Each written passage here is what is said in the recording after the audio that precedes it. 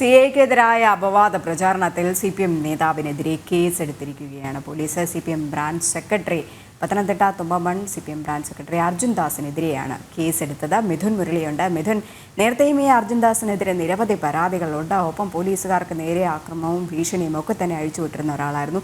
ഈ ഒരു സംഭവത്തിലും ഈ യുവതിയും കുട്ടിയെയും ആക്രമിക്കാൻ ശ്രമിച്ചു എന്നതിൻ്റെ പേരിൽ കേസെടുത്തതിൻ്റെ വിരോധമായിരുന്നു ഈ CAക്കെതിരെ ഉണ്ടായിരുന്നത്. അങ്ങനെയാണ് അപവാദ പ്രചാരണം അഴിച്ചുവിട്ടതെന്നാണ് അറിയാൻ കഴിയുന്നത്. ഇപ്പോൾ പോലീസ് എന്ത് നിലപാടാണ് ഇദ്ദേഹത്തിൽ സ്വീകരിച്ചിട്ടുള്ളത്? രജനി, നേരത്തെ അർജുൻ ദാസിനെതിരെ സമീപത്ത് ഉള്ള ഒരു യുവതിയെയും കുട്ടിയെയും ആക്രമിക്കാൻ ശ്രമിച്ചു എന്ന പേരിൽ പോലീസ് കേസെടുത്തിരുന്നു. ഈ പോലീസിന്റെ കേസ് അന്വേഷണം നടക്കുന്നതിനിടയിലാണ് തുമ്പമൺ ബ്രാഞ്ച് സെക്രട്ടറിയായ അർജുൻ ദാസ് മലയാളപ്പുഴ CI വിഷ്ണുകുമാറിനെതിരെ ഫേസ്ബുക്കിലൂടെ സമൂഹ മാധ്യമങ്ങളിലൂടെ വ്യാപകമായി അപവാദ പ്രചാരണങ്ങൾ നടത്തിയത്. CIയെയും ഒപ്പം തന്നെ കേരള പോലീസിനെയും അപകീർത്തിപ്പെടുത്തുന്ന തരത്തിലാണ് ഇത്തരത്തിൽ അർജുൻ ദാസ് അപവാദ പ്രചാരണങ്ങൾ നടത്തിയത് എന്ന് ചൂണ്ടിക്കാണിച്ചുകൊണ്ടാണ് പോലീസ് ഇപ്പോൾ FIR രജിസ്റ്റർ ചെയ്തിരിക്കുന്നത്. പോലീസിന് നേരിട്ട് കേസെടുക്കാൻ സാഹചര്യമുള്ളതുകൊണ്ട് കോടതിയിൽ നിന്നും അനുവാദം വാങ്ങിയതിനു ശേഷമാണ് അർജുൻ ദാസിനെതിരെ കേസെടുത്തിരിക്കുന്നത്.